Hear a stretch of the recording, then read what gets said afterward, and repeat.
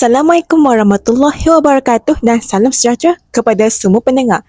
Saya Nuramatul Habibah dan selamat datang ke podcast JSS. Hadirin sekalian, pernahkah tuan-tuan dan puan-puan melihat sesebuah karya seni lalu tertanya-tanya, apakah cerita di sebalik karya ini?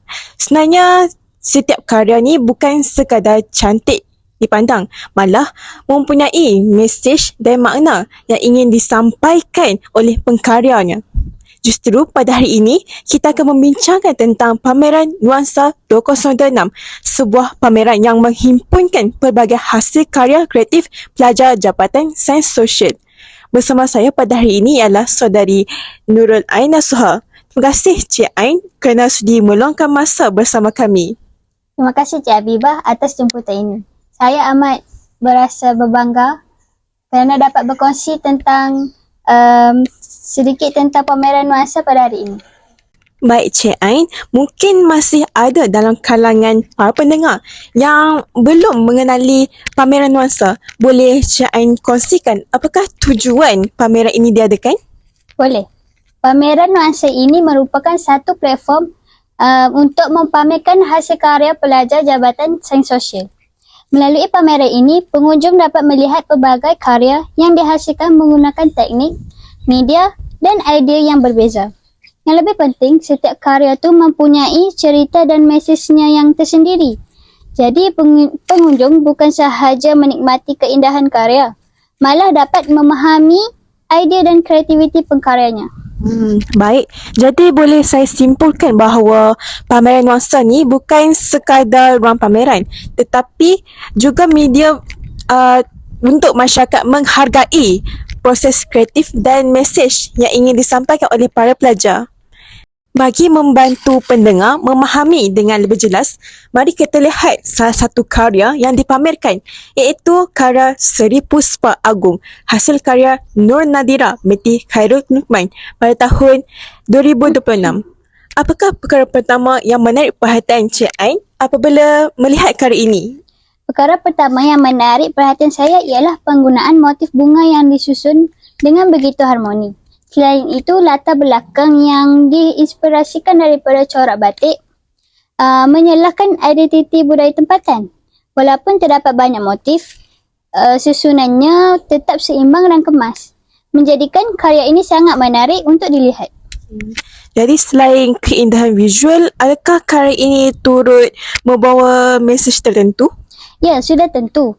Berdasarkan penerangan pengkarya, Seri Puspa Agung melambangkan keindahan flora tradisional sebagai warisan yang terus berkembang dalam jiwa dan budaya masyarakat. Penggunaan warna juga mempunyai warna yang tersendiri.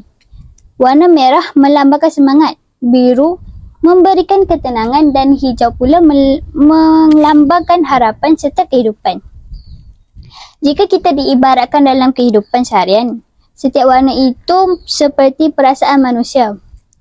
Ada saat kita bersemangat, ada saat kita tenang dan sentiasa berharap kepada masa hadapan yang lebih baik. Menarik juga apabila Cik Ain mengaitkannya dengan kehidupan seharian. Jadi warna dalam karya bukan sekadar hiasan, tetapi turut membantu menyampaikan mesej kepada penonton.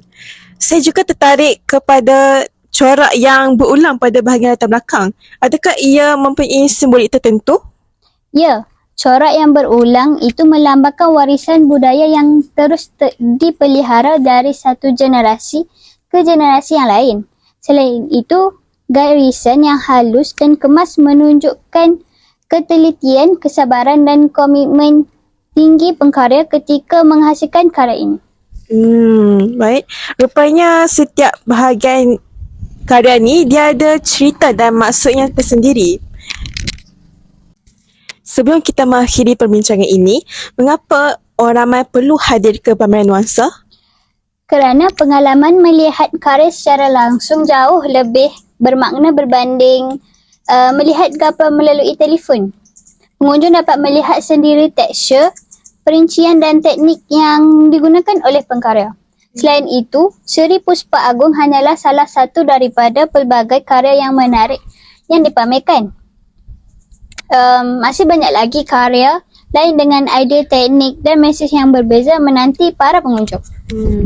Baiklah, kalau begitu bolehlah kita katakan bahawa pameran nuansa ni bukan sahaja sesuai untuk pencinta seni, malah sesuai untuk sesiapa sahaja yang ingin melihat sendiri kreativiti dan bakat pelajar Jabatan Sains Sosial. Sebelum kita tamatkan podcast ini, saya menjemput Cik Ai untuk berikan sedikit kata-kata kepada para pendengar. Terima kasih. Sebagai rumusannya, pameran nuansa bukan sekadar mempamerkan hasil karya, tetapi turut memperlihatkan kreativiti, usaha dan idea yang dicurahkan daripada para pelajar Jabatan Sains Sosial. Saya berharap perkongsian saya pada hari ini dapat memberikan gambaran yang lebih jelas tentang keunikan pameran nuansa dan juga mesej yang terdapat di sebalik karya yang dipamerkan. Terima kasih kepada saudari Nurul Aina Suha atas perkongsian yang sangat jelas dan bermanfaat. Diharapkan podcast pada hari ini dapat memberikan gambaran kepada para pendengar tentang pameran nuansa serta usaha Jabatan Sains Sosial terhadap dalam mengetengahkan bakat dan kreativiti para pelajar. Saya, Nuramatul Habibah, mengucapkan terima kasih kerana setia bersama kami dalam podcast JSS.